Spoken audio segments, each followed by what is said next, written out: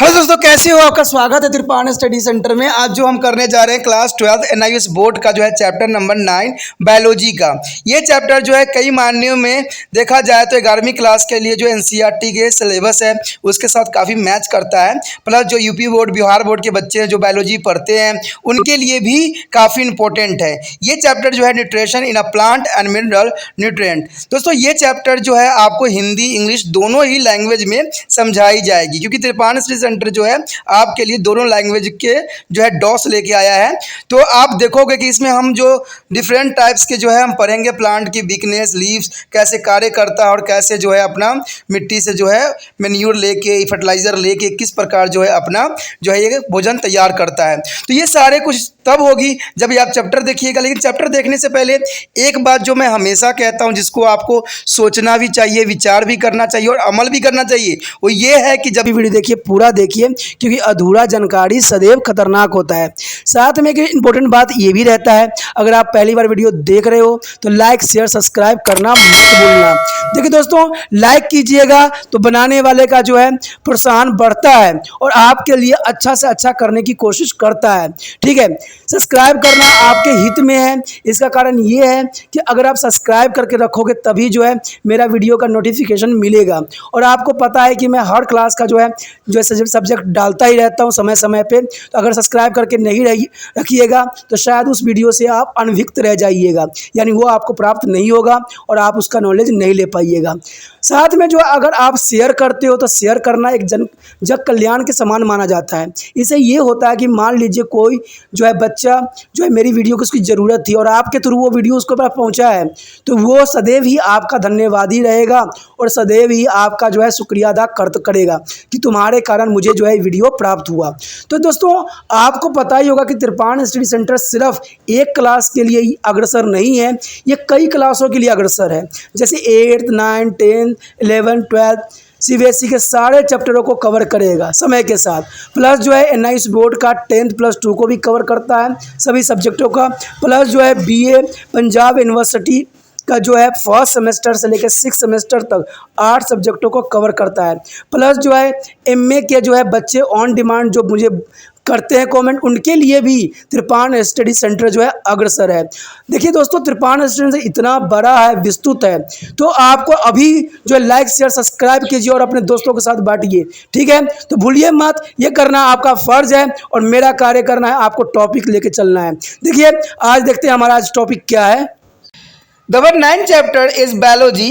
There is nutrition in a plants, minerals, and nutrition. Friend, this is an important chapter for 11th class NCERT. Syllabus are the same. Here, sometime you may be observed that a potato plant keep in the sunlight and provided with their sufficient water does not be grow.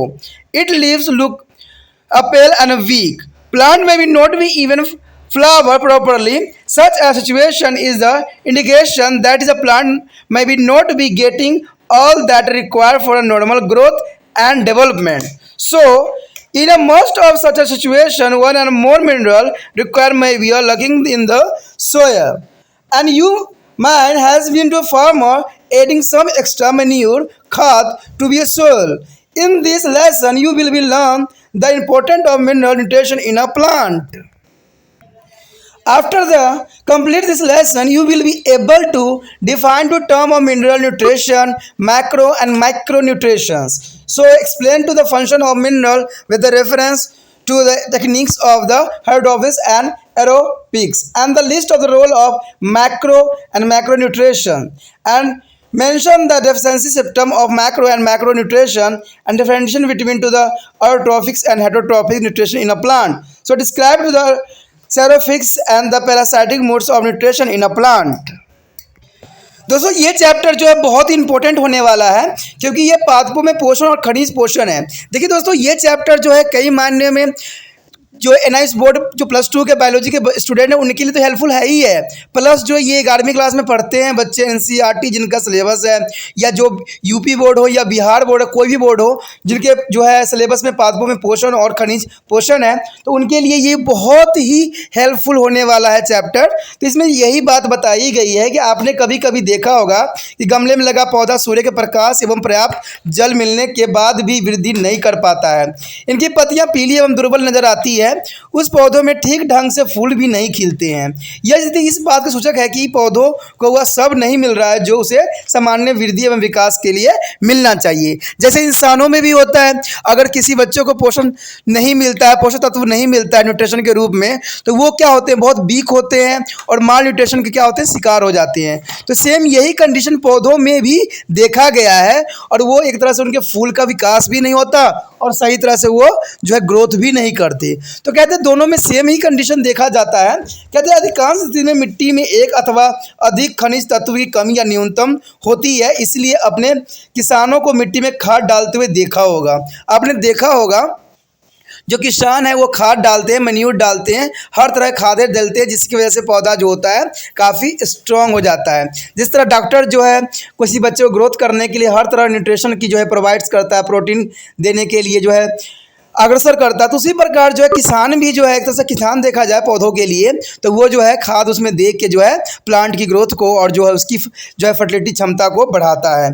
तो ये सारी चीज़ें बहुत important होता है। कहते हैं खनिज तत्व में कमी या न्यूनतम होती है, इसलिए जो अपने किसानों को दिखा ही होगा। कहते हैं इस पार्ट में जो है खनिज पोषण के महत्व के बारे में हम और जानेंगे। साथ में जब आप ये चैप्टर कर लोगे ना, तो आपके समक्ष हर बात बहुत ही क्लियर हो जाएगी। जैसे कि आप खनिज पोषण जो है मिनरल न्यूट्रिशन, वित्त पोषक, सूक्ष्म पोषक तत्व, ठीक है। तो इसमें जो है वित्त पोषक और सूक्ष्म पोषक बहुत ही इंपॉर्टेंट होने वाला है। यानी वित्त पोषक जो मैक्रो कहते हैं और जो सूक्ष्म पोषक होते हैं उसे मैक्रो कहते हैं। तो न्यूट्रिशन एलिमेंट बहुत इंपॉर्टेंट रखेगा।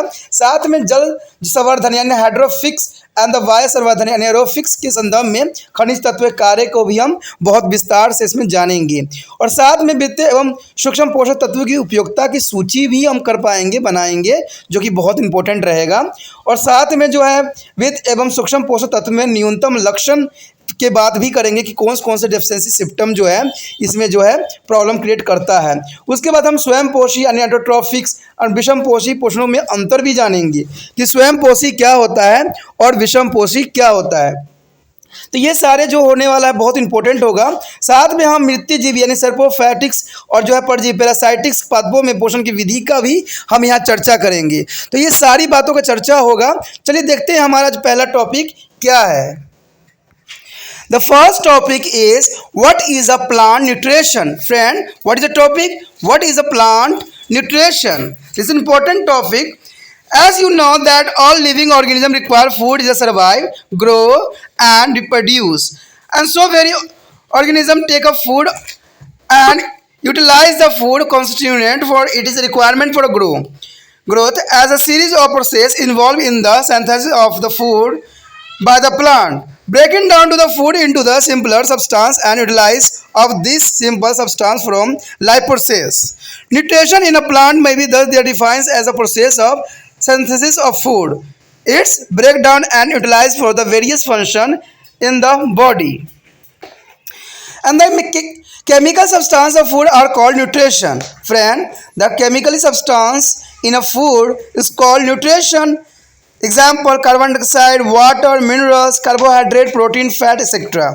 The green plant can be make their own organic food from simple substance like water and carbon dioxide through the process of photosynthesis and are called autotrophics. Auto means cell, trophy means feeding. But the non-green plant and other organic which is cannot be prepared their own food and obtain nutrition from a green plant is called heterotroph. Hetero means different. दोस्तों यहाँ पर जो है पादप पोषण क्या है, देखिए पादप का पोषण कैसे होता है, यानी प्लांट में जो है न्यूट्रिशन वैल्यू कैसे बनती है। तो ये बहुत ही रोचक है बात कि आखिर कैसे जो है प्लांट अपना भोजन को बनाता है और इसकी क्या क्या प्रोसीजर है और इसमें कौन कौन जो अंग है उसके लिए हेल्पफुल रहता है। देखिए ये तो आपको जनरली सबको पता है कि वो जो जड़ों से जो है न्यूट्रिशन लेता है और सूर्य के प्रकाश में अपना भोजन बनाता है, लेकिन बहुत सी छोटी छोटी बातें हैं जिसका शायद आप अनभिज्ञ हो, आपको समझ नहीं है। तो ये हम जब समझेंगे तब आपको पता लगेगा, जब चैप्टर कंप्लीट होगा ना तो सारी बातें जो है आपके समक्ष क्लियर हो जाएगा। ठीक है, कहते हैं जैसे आप जानते ही हैं कि समस्त जीवधारियों की को जीवित रहने एवं वृद्धि एवं जनन करने के लिए भोजन की आवश्यकता होती है, चाहे वो इंसान हो, चाहे प्लांट हो, चाहे जो मर्जी हो। कहते हैं इसलिए प्रत्येक जीवों के वृद्धि की आवश्यकता के लिए भोजन ग्रहण करना अत्यंत महत्वपूर्ण माना जाता है। और कर उसके खाद्य अवयव यानी कॉन्स्टिट्यूएंट का उपयोग भी करते हैं। क्रमिक प्रक्रियाओं द्वारा जो है पौधा खाद्य संश्लेषण तथा उसका सरल पदार्थों में विघटन करता है। अंत विभिन्न जीवन कार्यों में उन पदार्थों का भी उपयोग करता है। अंत पादप पोषण वह प्रक्रिया है जिसमें खाद्य संश्लेषण, उसका विघटन तथा शरीर के विभिन्न प्रक्रियाओं यानी प्रक्रियाओं के लिए उनका उपयोग भी करता है। देखिए जैसे मानव शरीर में होता है, हर तरह के जो है हमारे शरीर में जो न्यूट्रिशन इंपॉर्टेंट अपना भूमिका अदा करता है। ठीक है, उनकी अपनी प्रॉब्लम होती है। तो उसी तरह पादप पोषण वह प्रक्रिया है जिसमें खाद्य संश्लेषण, उनका विघटन तथा शरीर के विभिन्न प्रक्रियाओं के लिए उनका उपयोग भी करता है। ठीक है, तो मैंने कहा ना इंसान और पौधों में कोई डिफरेंस नहीं है। ठीक है, तो जब अब चैप्टर कंप्लीट होगा तभी समझ में आएगा ना कि कैसे डिफरेंस नहीं है। तो ये बात इंपॉर्टेंट यहाँ पर बनाएगा। कहते हैं भोजन को जो भोजन के रासायनिक पदार्थों के पोषक तत्व यानी न्यूट्रिशन कहते हैं, यानी भोजन को रासायनिक पदार्थों को हम पोषक तत्व कहते हैं, न्यूट्रिशन कहते हैं। जैसे कि कार्बन डाइऑक्साइड, जल, खनिज, लवण, कार्बोहाइड्रेट, प्रोटीन, वसा इत्यादि। तो ये सारे चीज़ें जो होती है अत्यंत महत्वपूर्ण होते हैं पौधों में। हरे पौधे जल एवं कार्बन डाइऑक्साइड जैसे सरल तत्वों को प्रकाश संश्लेषण द्वारा जो है अपना भोजन स्वयं बना सकते हैं। अंत उन्हें हम स्वयं पोषी कहते हैं। आपको पता ही होगा स्वयं का मतलब होता है, ऑटो का मतलब होता है सेल्फ, ट्रॉफी का मतलब होता है फीडिंग यानी फीडिंग करना। तो इसे हम कहते हैं स्वयं पोषी यानी स्वयं के बनाया हुआ पोषी। जो यानी पौधे जो है किसी दूसरे जीव पे निर्भर नहीं होते हैं, वो अपना भोजन स्वयं बनाते हैं। इसका मतलब ये नहीं दोस्तों कि हम जो है हम स्वयं पोषी है, हम स्वयं पोषी नहीं कहलाते हैं, क्योंकि हम जो है दूसरे जीवों पे निर्भर होते हैं, पेड़ पौधे या जीव जंतु पे हम निर्भर होते हैं, इसलिए हम स्वयं पोषी कभी नहीं कहलाएंगे। पौधा ही है जो अपना भोजन स्वयं बनाता है। आप सोचते होंगे कि खाना तो भाई हम भी स्वयं बनाते हैं, हम अपने हाथों से खाना बनाते हैं। दोस्तों खाना तो आप बनाते हो, लेकिन जो आपको मटेरियल घर में आता है वो आपने स्वयं नहीं बनाया है, उसको जो है पेड़ पौधों ने आपके लिए तैयार करके दिया है। जो प्लांट होते हैं, जैसे कोई भी चीज़ होता है, सब उगते हैं, अपना प्रकाश संश्लेषण करते हैं और आपके लिए भोजन बनाते हैं। तो आप लोग जो होते हो हमेशा विषम पोषी कहलाओगे, यानी हेट्रोट्रॉफी कहलाओगे, यानी डिफरेंट कैटेगरीज। ठीक है, तो ये अत्यंत इंपॉर्टेंट रखता है यहाँ पर। परंतु अहित पौधे एवं कुछ अन्य जीव जो स्वयं भोजन नहीं बना सकते हैं, हरे पौधे में पोषण प्राप्त करते हैं, उन्हें हम विषम पोषी भी कह सकते हो या परपोषी भी कह सकते हो। जिसे इंग्लिश में हेट्रोट्रॉफिक्स कहेंगे, जिसका हेट्रो का मतलब होता है डिफरेंट। तो यहाँ तक आपको समझ में आ गया। अब देखते हैं हमारा अगला टॉपिक जो है मिनरल न्यूट्रिशन क्या है। Our next topic is mineral nutrition. Friend, what do you mean to mineral nutrition? Now we will be discuss how plant get a nutrients. You be already known that the carbohydrates are synthesized by the process of photosynthesis. And what are the elements present in the carbohydrates? So carbon, hydrogen and oxygen are the main element in carbohydrate. Friend, you know now there's a carbohydrate is a carbon, hydrogen and oxygen is a main element in carbohydrate, fat and protein also. In additional to this three element, plant need to the variety of element for their survive. These are generally referred to the mineral element. They are absorbed by the root system of plant in the form of their salt. And the study of the how plants get a mineral element and utilize them for their growth and development is called mineral nutrition. So what do you mean to mineral nutrition? The study of how plants get a mineral element and utilize them from their growth and development is called mineral nutrition. If the minerals are not available to plant, a specific symptom appear due to the deficiency of particular element. There are methods to determine the requirement of mineral by plants. Some such a method are given below. Friend, the next topic is methods to determine the requirement of minerals from a plant. So, minerals are absorbed by the plant in a solution form. So it is possible to grow plants in a water contain the desired amount of minerals, salt, taking care that the areas part of the exposed to air and light. The techniques of growing plant in a nutrient solution in a complete absence of soil is known as the hydroponics water culture. That is called to the water culture. What do you mean to the water culture? This techniques of growing plants in the nutrient solutions in a complete absence of soil is known as the water nutritions. It was demonstrated from the first time by a German botanist Johannes von Sem there in the year 1980. In water culture experiments, seedlings are the made of grow in the water containing to the known nutrients in a particular proportion and various bulbing of their air routinely down to the provide to sufficient oxygen to the root system. The culture of solution may be contain all stimuli nutrition expect the ones was important is to be identified. Then the plant growing in it is compared to one growing with all stimuli nutrition control experiment. Here showing this diagram picture and there is a controlling method. There are funnel for the adding water and nutrient and filtrant tube and nutrient solution. There is important. There is a culture experiment. What is a help for the culture experiment in understanding? The water culture experiment help us to understanding which element is stimuli for a normal growth of plant and which element is not stimuli and it is absorbed along with the other nutrients and how much quantity of each mineral is stimuli. There are hydroponics has been to successfully employed for the commercially production of seedless cucumber, tomato and lettuce. And the aeroponics is like a hydroponics. Aeroponics is another techniques of growing a plant in the air, mist and environment without the use of soil. And aeroponics is a techniques of growing plants with their roots supplied with the moisture present in the air.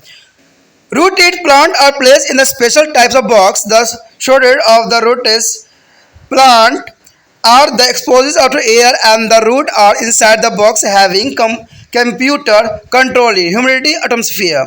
The root are spread misted from the short duration with the hydro-automarized pure water nutrient solution. This method has been to develop recently. Since the plant is a culture by these techniques get a very good growth of root hair. It is a very useful method for this research purpose. And cotton plant is oilized is has been to successfully grow through the aeroponics. दोस्तों यहाँ पर जो हमारा point आता है खनिज पोषण यानी मिनरल न्यूट्रिशन बहुत महत्वपूर्ण है। कहते हैं अब हम विवेचन करेंगे कि कैसे पौधों का पोषक तत्व प्राप्त होता है। आप जानते हैं कि कार्बोहाइड्रेट का संश्लेषण प्रकाश संश्लेषण द्वारा होता है। इन कार्बोहाइड्रेट में कौन से तत्व उपस्थित होते हैं ये जानना अत्यंत महत्वपूर्ण रहता है। कहते हैं कार्बोहाइड्रेट वसा प्रोटीन में मुख्य तत्व जो है कार्बन होता है, हाइड्रोजन एवं ऑक्सीजन होते हैं। आप याद रखना जो कार्बोहाइड्रेट होते हैं उसमें वसा एवं प्रोटीन में मुख्य तत्व जो होते हैं कार्बन, हाइड्रोजन, ऑक्सीजन होते हैं। इन तीन तत्वों के साथ पौधों को जीवित रहने के लिए जो है अनेकों तत्व की आवश्यकता होती है। ठीक है, इन सभी को प्राय खनिज पोषण कहते हैं। यानी इसे क्या कहते हैं, जो और भी एलिमेंट की आवश्यकता होती है उसे हम खनिज पोषण कहते हैं। ये लवण रूप में पादपों में जड़ द्वारा अवशोषित होते हैं। पौधे कैसे खनिज तत्वों को प्राप्त करते हैं और उन्हें अपनी वृद्धि एवं विकास के लिए उपयोग में लाते हैं, इसके अध्ययन को खनिज पोषण ही कहते हैं। यानी जितने जो अध्ययन है उनके पोषण के लिए उसे खनिज अध्ययन पोषण कहते हैं। यदि पौधों को खनिज नहीं मिलते तो विशेष तत्व की कमी से विशिष्ट लक्षण प्रकट हो सकते हैं। कुछ ऐसी विधियां हैं जिससे खनिजों की आवश्यकता ज्ञात की जा सकती है। इनमें से कुछ जो है नीचे दी गई है जिसके बारे में आप समझ सकते हो। कहते हैं खनिज तत्वों की आवश्यकता ज्ञात करने की कौन कौन सी विधि है। देखिए दोस्तों, जिस किसान को भी अगर खनिज तत्व के बारे में पता लग गया कि पौधों को कौन से खनिज की आवश्यकता है तो उसके जो है बहुत अच्छा जो है फसल की जो है ग्रोथ किया जा सकता है।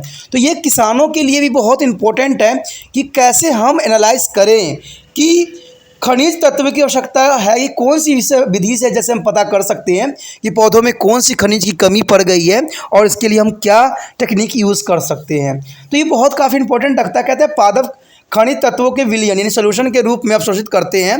अंत पौधों को ऐसे जल में उगाया जा सकता है जिनमें खनिज लवणों की निश्चित मात्रा हो तथा पौधों का वायवीय भाग बाहर एवं प्रकाश में खुला हो। यानी अवायवीय भाग, ठीक है, जो वायवीय भाग होता है वो ऊपर होना चाहिए, अवायवीय भाग जो हो अंदर हो, क्योंकि जहाँ ऑक्सीजन चाहिए उसको वो ऊपर होना अत्यंत महत्वपूर्ण होता है। इसलिए कहा जाता है कि इसमें खनिज लवणों की निश्चित मात्रा है तथा पौधों का वायवीय भाग बाहर होना चाहिए जिससे वो प्रकाश संश्लेषण कर सके। ऐसी तकनीक जिसमें पौधों को पोषक विलयन में जो है मिट्टी रहित उगाया अथवा संवर्धन किया जाए उसे हम जो है हाइड्रोपोनिक्स यानी वाटर कल्चर यानी जल संवर्धन भी कहते हैं। कहते हैं जल संवर्धन कहलाता है कि इसमें जो है हम मिट्टी रहित पौधों को उगाते हैं।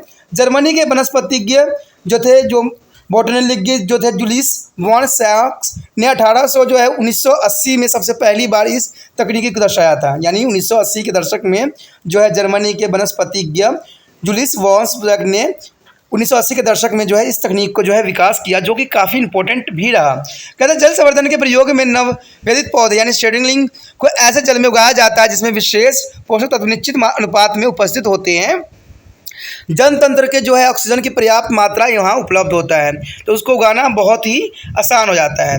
कहते हैं कि निष्क्रिय तेज गति से हवा वायु के बुलबुले प्रभावित करते हैं। संवर्धन विलयन में सभी आवश्यक पोषक तत्व सम्मिलित किए जाते हैं, केवल उस एक को अलावा किसी विशेषताओं को जानना है। अब इनमें उगाए पौधों की तुलना उस पौधों से की जाती है जो समस्त आवश्यक पोषक तत्व युक्त संवर्धन विलयन में उगाया हुआ हो। जैसे नियंत्रण प्रयोग यानी कंट्रोल, इसे हम क्या कहते हैं, कंट्रोल एक्सपेरिमेंट, नियंत्रण प्रयोग। जैसे कि आप चित्र में भी देख सकते हो कि पानी और पोषक तत्वों को डालने के लिए कीप लगा दिया गया है और एक हवा जानने वाली नालिका लगा दी गई है और यहाँ पर जो है रुई की थोड़ा सा कॉटन लगा दी गई है और पोषक तत्व वाला विलयन यहाँ पर डाल दिया गया है। तो इस तरह से जो है पौधों को आप ग्रोथ कर सकते हो, जो कि बहुत ही आसान मेथड होता है। ठीक है, इसे हम कहते हैं, कौन सा मेथड कहते हैं दोस्तों, इसको हम कहते हैं कंट्रोल एक्सपेरिमेंट यानी नियंत्रण प्रयोग। तो ये काफ़ी इंपॉर्टेंट रहता है, इससे हमें पोषक तत्वों के बारे में पता लग जाता है। कहते हैं जब जल संवर्धन प्रयोग में हम जान सकते हैं कि पौधों की सामान्य विधि के लिए कौन सा तत्व अनिवार्य है, क्योंकि हम समय समय पर जो है तत्व को बदलते रहते हैं। इससे हमें सही तत्व का पता लग जाएगा जिससे पौधा ग्रोथ कर रहा हो। कौन सा तत्व अनिवार्य नहीं है और दूसरे तत्व के साथ अवशोषित हो जाता है, तो ये भी बात हमें पता लग जाएगा। और प्रत्येक खनिज तत्व की आवश्यकता कितनी मात्रा में है ये भी हमें इससे ज्ञात हो जाएगा। कहते हैं हाइड्रोपोनिक्स से बीज रहित खीरे, टमाटर एवं सलाद का सफल वाणिज्यिक उत्पादन हो रहा है। यानी खीरे जो हैं, टमाटर है और सलाद है, आज बहुत जो रूप में जो है खाद्य उत्पादन में बनने लगे हुए हैं और उत्पादन बहुत अच्छा भी हो रहा है।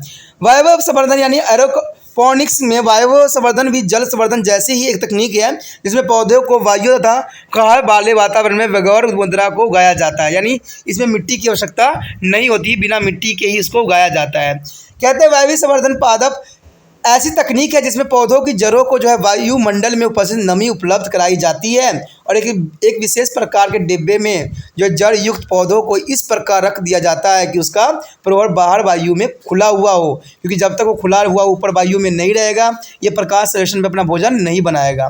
तथा जड़ों में डिब्बों के अंदर हो, इस यानी जड़ जो हो डिब्बों के अंदर हो। आपने देखा ही भी होगा कई जगहों पर ऐसे पौधे उगाए जा रहे हैं आज के समय में। इस डिब्बे में आर्द्र वातावरण होता है जो कंप्यूटर द्वारा नियंत्रण होती है। जड़ों एवं अल्प अवधि के लिए हाइड्रोएटोमाइज जल तथा पोषक विलयन की फुहार डाली जाती है इसमें।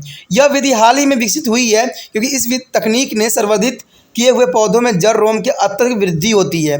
अंततः यह विविध अनुसंधान हेतु बहुत ही लाभदायक है और अवयव संवर्धन से अलीवा और साइट्रस के पादप सफलतापूर्वक जो है पूर्वक उगाए गए हैं। यानी ऑलिव्स और साइट्रस के पौधे जो है इस अवयव प्रवर्धन द्वारा जो है उगाया गया है। कौन सा पौधा दोस्तों, अवयव जो प्रवर्धन के जो द्वारा जो है ऑलिव्स और साइट्रस पौधे उगाए गए हैं, जो भी बहुत इंपॉर्टेंट है। जो बच्चे बोटनी आगे लेना चाहते हैं, ठीक है, बायोलॉजी के चैप्टर पढ़ के, तो बॉटनी वाले स्टूडेंट के लिए ये एक्सपेरिमेंट बहुत ही मायने रखता है। ये घर पे भी आप कर सकते हो, इसमें कोई भी बुराई नहीं है और इससे जो है आपको सही नॉलेज भी मिलेगी। Our next topic is initially minerals element. Friend, what do you mean initially mineral element? You know that 112 element has been discovered until now. So you might be is wondering whether plant require all 112 elements for their minerals nutrition. Most of the mineral elements present in the soil are absorbed by the roots of the plant, but all are not initially.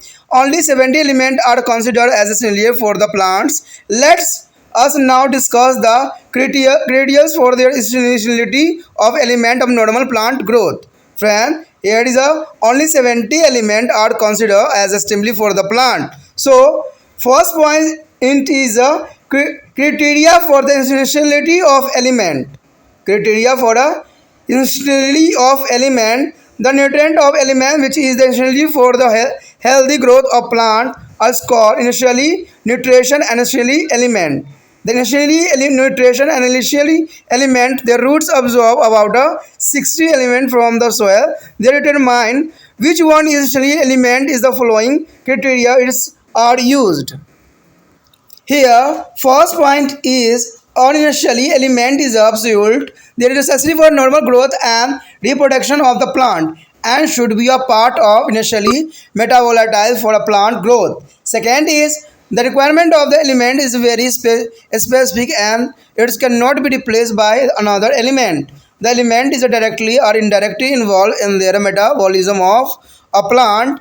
And fourth is in the deficiency of the initially element, their plant would be exhibit to especially symptom of deficiency, and the plant would be recovered from the symptom if supplied with the deficiency element.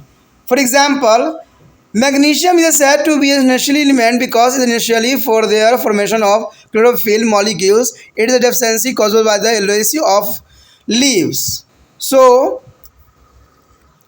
दोस्तों जैसे कि आपको पता ही है कि अनिवार्य खनिज तत्व इनिशियली जो है मिनरल्स एलिमेंट जो कि बहुत ही इंपॉर्टेंट है। कहते हैं आपको ज्ञात ही है कि अभी तक जो है हमने 112 तत्व की खोज कर चुके हैं।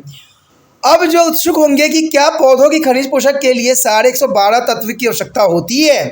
अधिकांश खनिज तत्व जो है मिट्टी में उपस्थित होते हैं तथा जो है पौधों के जड़ों द्वारा अवशोषित भी होते हैं, परंतु सारे तत्व अनिवार्य नहीं होते हैं। केवल 17 तत्व जो होते हैं पदार्थों के लिए अनिवार्य समझे जाते हैं। अब हम तत्व की अनिवार्यता परिभाषित करने की कसौटी का आधार समझेंगे कि आखिर हम इसको जो तत्व है उसको हम कैसे जो है इसको जो है हमारे लिए और पौधों के लिए जो है इम्पोर्टेंट है, जो ये इसको वृद्धि करने में हेल्प कर सकता है। कहते हैं कि तत्वों की अनिवार्यता जानने की कसौटी का आधार क्या है, तो ये काफ़ी इम्पोर्टेंट बात भी रखता है कि तत्वों की अनिवार्यता कितने रखती है, क्या पौधे के लिए इम्पोर्टेंट है और कैसे जो है, क्योंकि हमारे समझ जो है 112 एलिमेंट है और 112 एलिमेंट जो है कुछ ना कुछ अपना गुण लेके ठीक है जो है यहाँ पर उपस्थित है। कहते हैं पौधों की स्वास्थ्य वृद्धि के लिए जो पोषक तत्व अनिवार्य होते हैं उन्हें अनिवार्य पोषक तत्व या अनिवार्य तत्व भी कहते हैं। जैसे मिट्टी से जड़ें जो है करीबन 60 तत्व अवशोषित करती है। 60 तत्व जो है पौधे जो हैं धरती से अवशोषित करती है। यह अवशोषित करने के लिए कौन सा तत्व अनिवार्य है, ये काफ़ी इम्पोर्टेंट है। कहते हैं एक अनिवार्य तत्व पादप की सामान्य वृद्धि तथा जनन पूर्ण रूप में आवश्यक होती है। देखिए अगर किसी एक एलिमेंट की कमी हो जाए तो पौधे जो है अपना फल देने के लिए सक्षम नहीं हो पाएंगे। कहते हैं उस तत्वों की आवश्यकता बहुत वृहत होती है तथा कोई अन्य तत्व से स्थापित नहीं कर सकते। यानी जो तत्व उसको चाहिए वो तत्व उसके लिए बहुत इंपॉर्टेंट है, कोई दूसरा तत्व आप उसको दे नहीं सकोगे। ठीक है, यह तत्व पादप पोषण में सीधे जो है संगठित होती है, यानी डायरेक्ट जो है ये अब्जॉर्ब करती है। इसमें जो उदाहरण के लिए आप देख सकते हो मैग्नीशियम एक अनिवार्य तत्व माना जाता है क्योंकि यह क्लोरोफिल अणु निर्माण के लिए आवश्यक है। इसकी न्यूनतम से पत्तियां पीली पड़ जाती है, यानी इसका कम होगा मात्रा तो आपको पता है कि जो मैग्नीशियम की कमी से जो है पत्तियां पीली दिखती है, तो पीली हो जाएगा तो समझ जाना कि इसमें जो है मैग्नीशियम की कमी है। अब हमारे यहाँ अनिवार्य तत्व के प्रकार। The next topic is initially minerals element. Friend, what do you mean initially mineral element? You know that 112 element has been discovered until now. So you might be is wondering whether plant require all 112 elements for their minerals nutrition. Most of the mineral elements present in the soil are absorbed by the roots of the plant, but all are not initially.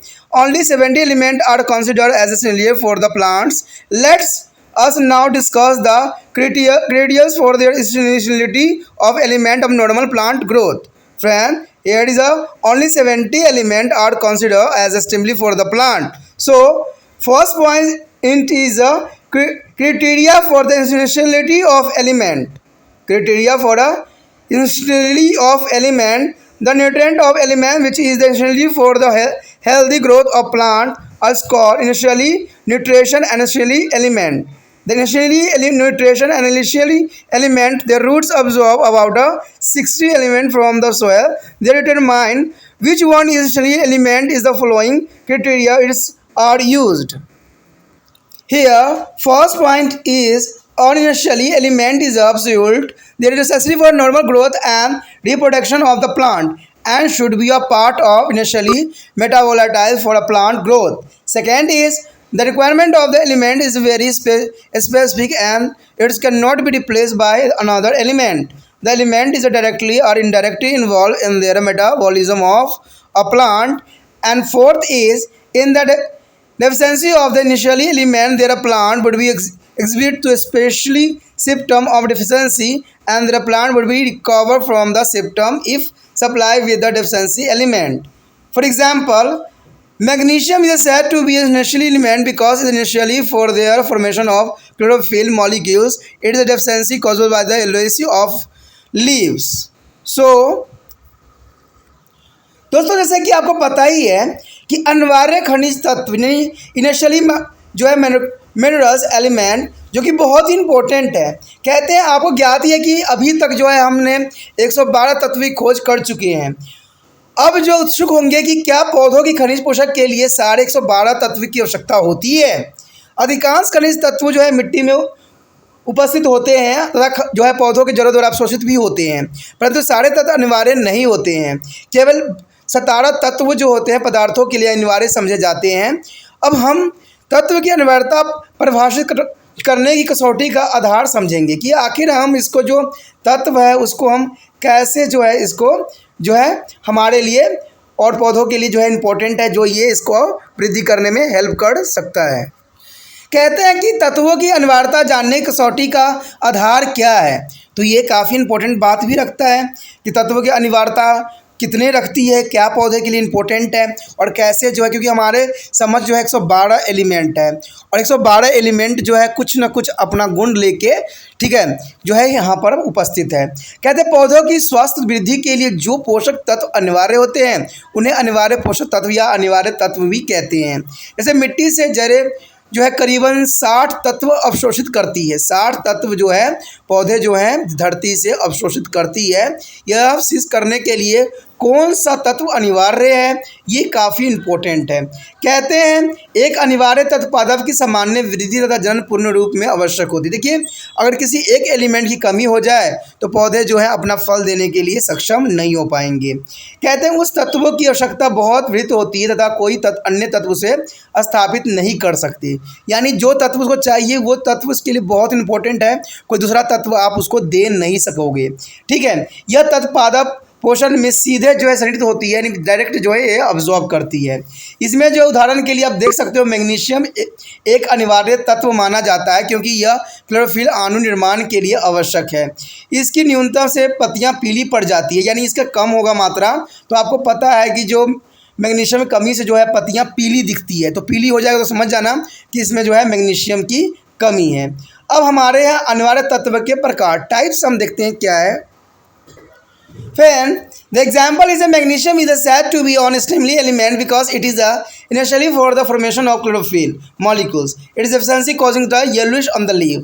There is the magnesium is not found in plant. There is the deficiency of the yellowish on the leaf. So it is an important case of plant. And our next topic is the types of initially element. So what do you mean the types of initial element? Initial element may be required in a small amount or a large amount. Accordingly, there has been to the grouping into two categories.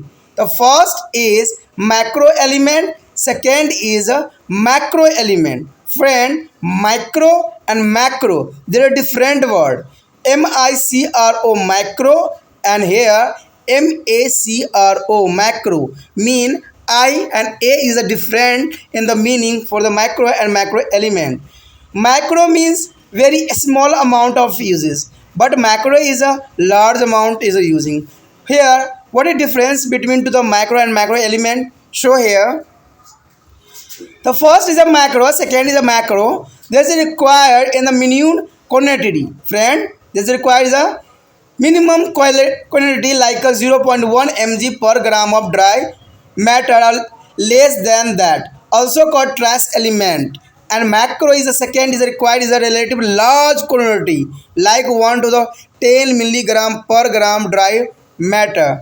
And micro is example of manganese, boron, cobalt, copper, beryllium, iron, zinc and chlorine and required in very small quantity. But second is the macro is example carbon, hydrogen, oxygen, phosphorus, potassium, calcium and magnesium and nitrogen, sulfur. There is important for the exam view, so learn now. Here the next is a source of initial element for a plants. After studying the types of initial element, we will be now discuss about their source. Most of the initial element are taken from a soil and some from their atmosphere. The table given below to focus on the source of differentially of element. The here elements and source of element. The carbon is take as a carbon dioxide from the atmosphere means air. The oxygen is absorbed in their molecules from the air from a water. It is also generated within the green plant due to photosynthesis. So oxygen is an important element. But third is a hydrogen. The release from the water due to photosynthesis in their green plant. And next is a nitrogen. The nitrogen is absorbed by the plant is a nitrate ion or the ammonium ion from the soil. Some organisms like a bacteria and cyanobacteria can be fixed nitrogen from the air directly. There is a next is a potassium, calcium, iron, phosphorus, sulfur and manganese. Here absorbed from the soil are actually derived from to the weathering of a rock. So they are the called mineral element. They are absorbing in their ionic form potassium, calcium, iron and so etc. दोस्तों जैसे कि आपको पता ही है कि हमारे समक्ष जो है पत्तियों को हमने पढ़ा भी था कि पत्तियों को अगर पीला होता है तो उसका मतलब मैग्नीशियम की कमी है। तो ये सब इंपॉर्टेंट रखता है क्योंकि अगला जो हमारा टॉपिक है अनिवार्य तत्व के प्रकार। देखिए अब कौन कौन से अनिवार्य तत्व है, ये बहुत ही इंपॉर्टेंट बात यहाँ रखता है। कहते हैं अनिवार्य तत्व की आवश्यकता कम अथवा अधिक मात्रा में हो सकती है। अंत इन्हें दो खंडों में बांटा गया है। यहाँ पर जो पहला खंड है आपको पता ही है कि यहाँ पर जो है माइक्रो एंड मैक्रो। देखिए माइक्रो में ए की मात्रा आई की लग रहा है बट इसमें ए आ रहा है, तो ये डिफरेंस बहुत इंपॉर्टेंट है इंग्लिश वाले बच्चों के लिए कि दोनों को एक जैसा ना लेंगे। इसमें आई लगता है, इसमें ए लगता है, तो इसे हम हिंदी में कहते हैं सूक्ष्म तत्व और विहित तत्व। सूक्ष्म तत्व का मतलब दोस्तों होता है कि जो बहुत ही कम अमाउंट में चाहिए होता है और विहित तत्व का मतलब होता है जो अधिक अमाउंट में चाहिए। तो इसमें आप कन्फ्यूज़न नहीं होना, ठीक है। मैक्रो जो होती है बहुत छोटी अमाउंट में पौधों को चाहिए होता है। चाहे आप फिजिक्स में भी पढ़ोगे कि इंसानों के लिए भी ऐसा ही होता है, ठीक है, कि जो इंसान को भी जो होता है दो तरह के ही एलिमेंट चाहिए होता है। एक तो सूक्ष्म होता है, एक विहित होती है, यानी कोई मैक्रो एक मैक्रो होता है। मैक्रो कम अमाउंट में चाहिए होता है और जो मैक्रो होता है सेम अधिक अमाउंट में चाहिए होता है। तभी मैंने कहा ना कि इंसानों में बहुत कुछ जो है एक जैसा ही है, पौधों के जैसा ही है। जैसे पौधों में है वैसा ही इंसानों में ही है। आप अगर जो बच्चे +2 में लिए होंगे फिजिकल एजुकेशन NCERT के बुक लिए होंगे उसमें ये टॉपिक है और इसको आप समझ सकते हो। न्यूट्रिशन के टॉपिक जो है ह्यूमन्स बॉडी में, तो यही मैं बात बताना चाहता हूँ कि दोनों एक जैसे ही हैं, ठीक है। अगर जो बच्चे ने अगर अच्छे से स्टडी किया हुआ है, समझा है, तो बहुत कुछ इंसान और पौधों के बारे में वो जान सकता है। चलिए, ये कहते हैं सूक्ष्म तत्व, जो सूक्ष्म पोषक तत्व कहलाते हैं, और वित्त पोषक तत्व। ठीक है, कहते हैं कम मात्रा में इसकी आवश्यकता होती है, जैसे 0.1 मिलीग्राम प्रति ग्राम शुष्क पदार्थों का जो है 0 mg पर ग्राम ऑफ ड्राई मैटर या इसमें कम की, इन्हें सूक्ष्म मात्रक तत्व भी कहते हैं, यानी इसको ट्रेस एलिमेंट भी कहते हैं। जो वित्त होती है अपेक्षित अधिक मात्रा में आवश्यकता होती है, जैसे 1 से लेकर 10 मिलीग्राम प्रति ग्राम शुष्क पदार्थों की आवश्यकता होती है। अगर आप उदाहरण लेना चाहोगे तो जो सूक्ष्म का है वो है मैग्नीशियम, बोरोन, कॉपर, मालिडियंस, लो, जिंक, क्लोरीन, बहुत सूक्ष्म मात्रा में आवश्यकता होती है। यही वित्त तत्व के उदाहरण है carbon, hydrogen, oxygen, phosphorus, potassium, calcium तत्व, मैग्नीशियम, नाइट्रोजन, सल्फर, जो कि काफ़ी इंपॉर्टेंट है। उसके पश्चात जो है पादपों के अनिवार्य तत्व के स्रोत। अब देखिए इसका स्रोत कहाँ से मिलते हैं, ये कहाँ से इनको प्राप्त होते हैं। कहते हैं अनिवार्य तत्व के प्रकार पढ़ने के बाद हम उनके स्रोतों के बारे में जानेंगे। अधिकांश जो होता है अनिवार्य तत्व मिट्टी से प्राप्त होती है तथा कुछ वायुमंडल से। नीचे दी गई सारणी में विभिन्न तत्वों के जो है स्रोत अंकित किए गए हैं, जो कि बहुत ही इंपॉर्टेंट है। ठीक है, अब देखिए इसमें जो है सबसे पहले कार्बन आता है, जो कि पौधों के लिए बहुत इंपॉर्टेंट होता है।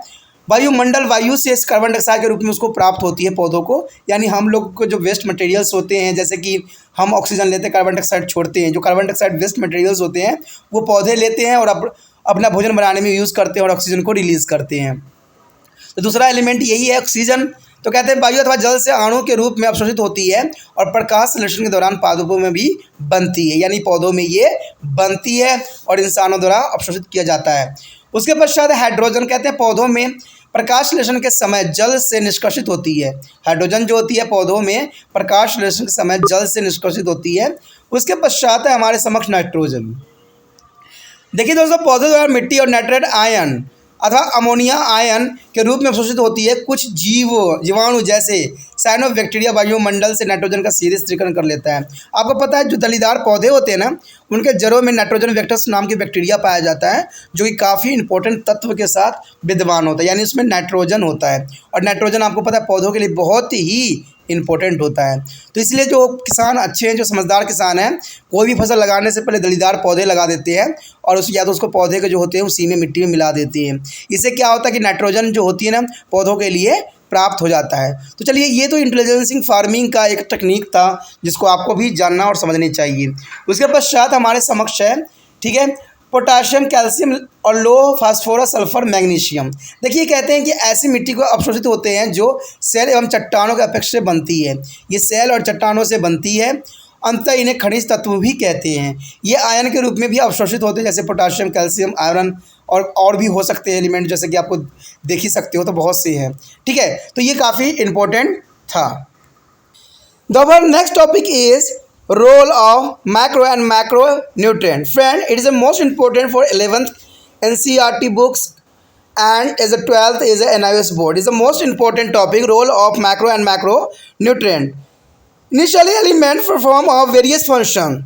They carry out of several metabolic process in the plant cell, like the maintenance of the integrity of cell, transportations of electron, membranes, permeability and enzyme activity. Initially, elements also act an important constant of their macromolecules and coenzyme. The various functions of the macro and macronutrient are given their following table. The form is which is the element are taken in their functions are described or table given to the below. Friend, here is the element form with the element taken in and region of plant their required element and function.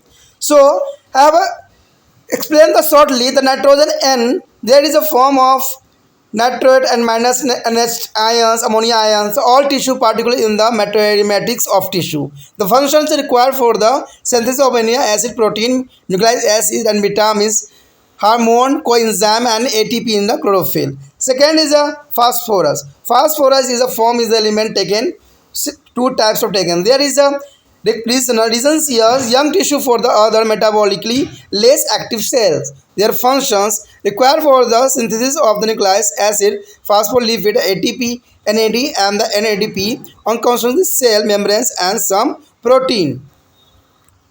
And next is a potassium. Potassium plus there is a mathematics of tissue, buds, leaves and the roots, tips. The function is a activity enzyme associated with the calcium, sodium, sperm in the active transport, anions and cations balance in the cell. Varying about their opening and closing of the stomata, uncommon in a cell's sap is the plant cell is a vasculus and the help in the derivative of cell. The next is a calcium. Calcium plus 2. There is a matrix matrix of the differential tissue accumulated in the order of leaves. There is function is present in the calcium pectates in their middle lamella of their cells walls. They are joined to the adjacent cell together. Activity enzymes needed for the growth of roots and should is needed for normal cells wall development and required cell division cell inherent. The next is a magnesium. The magnesium is the leaves of the plant and hair function from a part of chlorophyll molecules activity enzyme of the phosphate metabolism and important for synthesis of DNA and RNA. Initially for their binding of ribosome some subunit. And the next is phosphorus. Here phosphorus stem and root tips young leaves of the plant.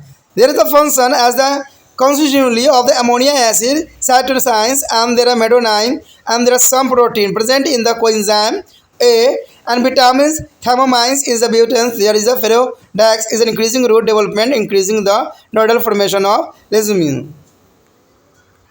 The next is a iron. Iron is present on the leaves and seed. So, need for the synthesis of the chlorophyll as the constitutively of ferredoxins and the cytochromes and activity of the enzyme of catalase.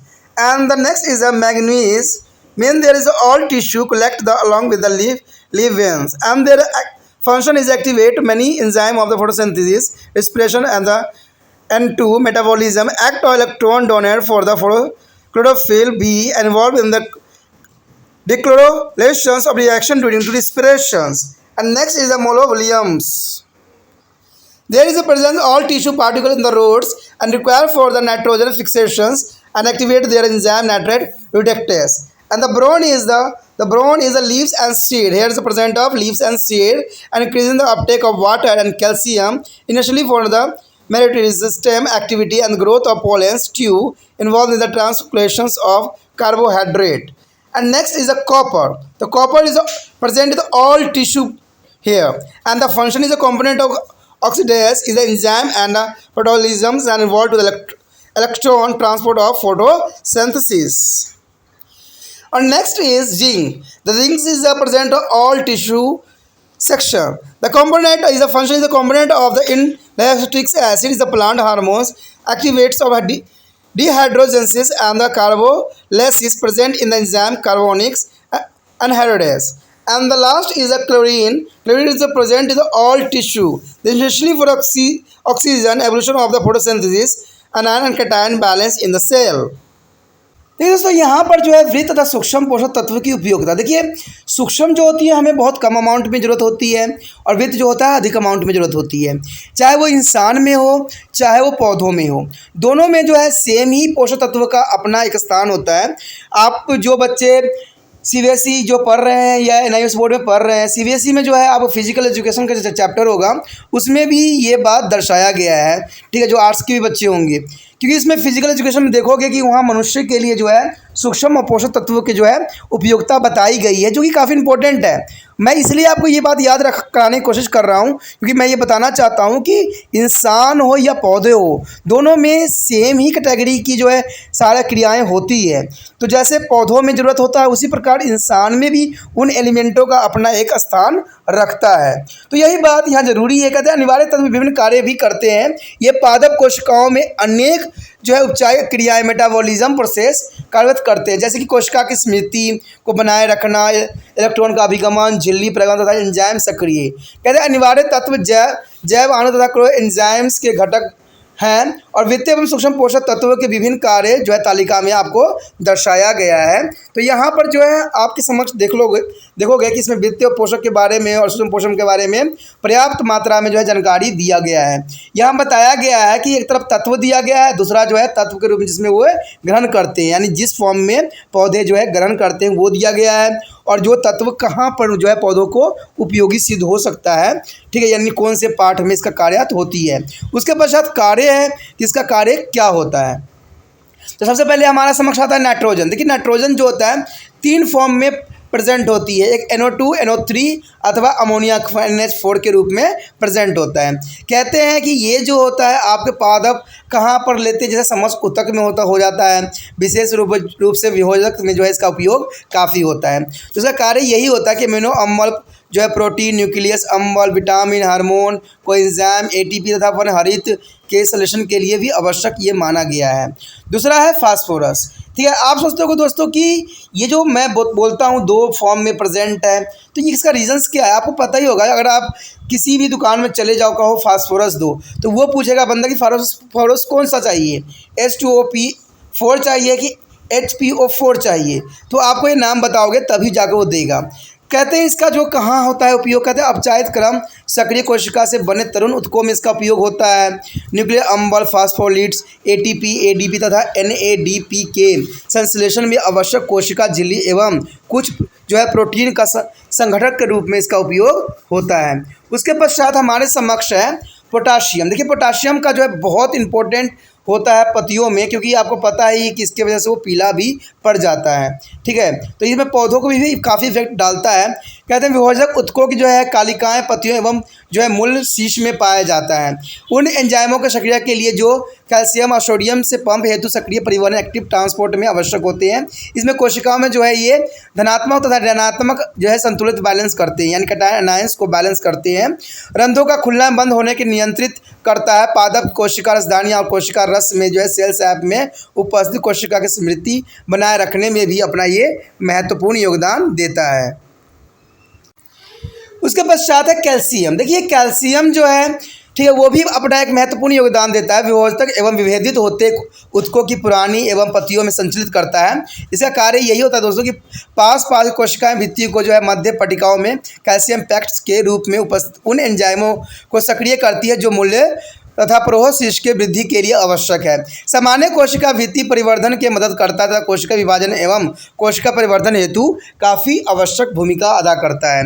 उसके पश्चात है magnesium. देखिए magnesium भी अपना महत्वपूर्ण योगदान देता है, क्योंकि मैग्नीशियम जो है पादप की पत्तियों में पाया जाता है। तो ये जो होता है काफ़ी इंपॉर्टेंट होता है। अगर ये इसकी मात्रा न मिले तो पौधे जो होते हैं पीले पड़ जाते हैं, जो कि काफ़ी खतरनाक होता है। कहते हैं क्लोरोफिल के अणु के घटक है फास्फोरस अपचयन के एंजाइमों को सक्रिय करता है और DNA एवं RNA के संश्लेषण के लिए भी महत्वपूर्ण होता है। राइबोसोम जो है उप इकाई के जोड़ने में भी काफ़ी अपना अच्छा योगदान देता है। उसके पश्चात है फास्फोरस। देखिए फास्फोरस जो है, यानी फास्फोरस तो हमारा काफ़ी इंपॉर्टेंट था। ठीक है, उसके पश्चात है हमारा सल्फर। ठीक है, सल्फर जो है अगला टॉपिक हमारा सल्फर है, जो SO4 के फॉर्म में प्रेजेंट होती है। सल्फर एवं मूल शीर्ष तथा पादपों की तरुण पत्तियां में पाई जाती है। कहते हैं ये अमीनो अम्ल सेट्रॉन्स या मेथियोनिन्स का घटक है। कुछ जो है प्रोटीनों का घटक जो है कोएंजाइम A, विटामिन, थायमीन्स, वेस्टिट और फेरोटैक्सिन में उपस्थित होती है। पादपों में ग्रंथि के निर्माण को बढ़ाता है, जो कि काफ़ी इंपॉर्टेंट रखता है। उसके बाद है लोह तत्व। देखिए लोह यानी पत्तियों एवं बीज को काफ़ी इसको ज़रूरत पड़ती है। ठीक है, और ये जो है इसका कार्य होता है क्लोरोफिल के संश्लेषण के लिए आवश्यक होता है। फेरोडेक्सिन्स जो होती है एवं साइटोक्रोम्स का एक घटक जो है कैटालेस एंजाइम को सक्रिय करता है। कैटालेस एंजाइम को काफ़ी ये सक्रिय कर देता है। उसके पश्चात है मैग्नीज। देखिए मैग्नीज का भी अपना महत्वपूर्ण योगदान होता है। कहते हैं ये समस्त ऊतक पत्तियों की सिराओं के बीच संचलित होती है और इसका कार्य जो होता है प्रकाश संश्लेषण एवं अमोनिया, ठीक है, नाइट्रोजन उपचार के अनेक एंजाइमों सक्रिय करता है। क्लोरोफिल बी के लिए जो है इलेक्ट्रोड दाता या इलेक्ट्रॉन डोनर का कार्य भी करता है।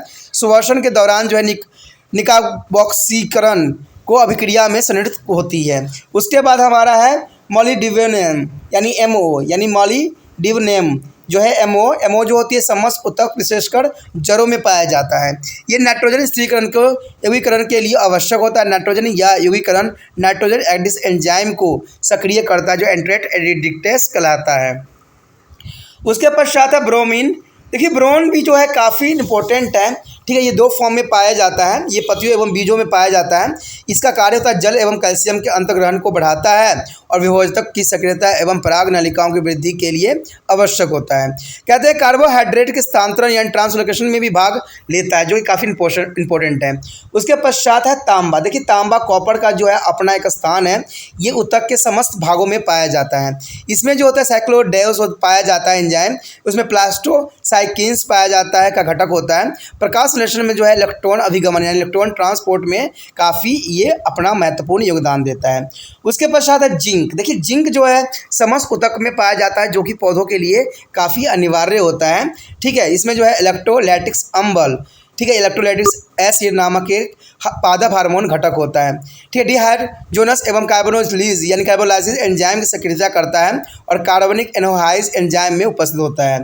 उसके पश्चात अंतिम जो है हमारा क्लोरीन है। देखिए क्लोरीन जो है यानी Cl जो है काफ़ी इंपॉर्टेंट है, ये समस्त ऊतक में पाया जाता है। ठीक है, ये प्रकाश रश्मि ऑक्सीजन को जो है मुक्त करने के लिए तथा आयन और कटायन संतुलित करने में भी अपना बहुत ही महत्वपूर्ण योगदान देता है।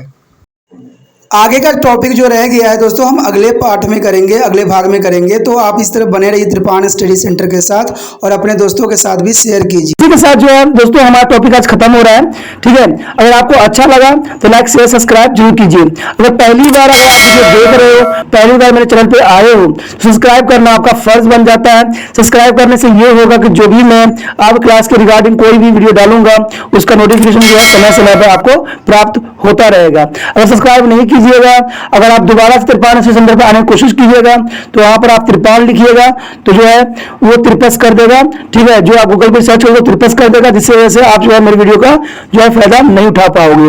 तो सोचिए मत, विचार मत कीजिए, सब्सक्राइब कीजिए। आप सोचते होइएगा कि मेरे जो एग्जाम खत्म हो जाने की मेरा क्या जरूरत है त्रिपाण स्टडी सेंटर से। ठीक है, तो इसलिए सब्सक्राइब नहीं करने का सोचिएगा। लेकिन दोस्तों ऐसा नहीं है, त्रिपाण स्टडी सेंटर जो है बहुत हेल्पफुल है। क्योंकि ये जो है आपके 8th class 9th 10th 11th 12th जो आर्ट्स के सब्जेक्ट को कवर करता ही है, प्लस जो है ये NIC बोर्ड के जो है 10th +2 को भी कवर करता है। साथ में BA जो है फर्स्ट ईयर से लेकर 6 सेमेस्टर तक बच्चों के लिए ये अग्रसर रहेगा आर्ट्स सब्जेक्ट में। तो सोचिए नहीं, विचार नहीं कीजिए, काफी जो है त्रिपाण स्टडी सेंटर का फायदा ही फायदा है। ठीक है, अगर आप मुझे प्रोत्साहित करोगे तो आपके लिए मैं तरह तरह के वीडियो बनाऊंगा जो आपको फायदा पहुंचाएगा। एग्जाम के तौर पर मैं आपको जो है पेपर भी आपको सोल्यूशन करके दिखाऊंगा जो आपके लिए फायदेमंद रहेगा। अगर नहीं सब्सक्राइब कीजिएगा, मेरा मनोबल घटेगा, तो हो सकता है कि आपको फिर दोबारा मैं ना वीडियो बनाऊं और आपको फायदा ना पहुंचाऊं। तो अभी भी नहीं सोचिए, मेरा जितना आप फैलाइएगा, जितने दूसरे बच्चों के साथ शेयर कीजिएगा, उतना जो है मैं आपके लिए कार्य करने में अग्रसर रहूंगा। ठीक है दोस्तों, इसे सोचिए मत, विचार मत कीजिए, अभी सब्सक्राइब कीजिए और अपनी व्हाट्सएप स्टेटस पे लगाइए और दूसरे बच्चों के साथ भी शेयर कीजिए। ठीक है दोस्तों, अपना ध्यान रखना। बाय।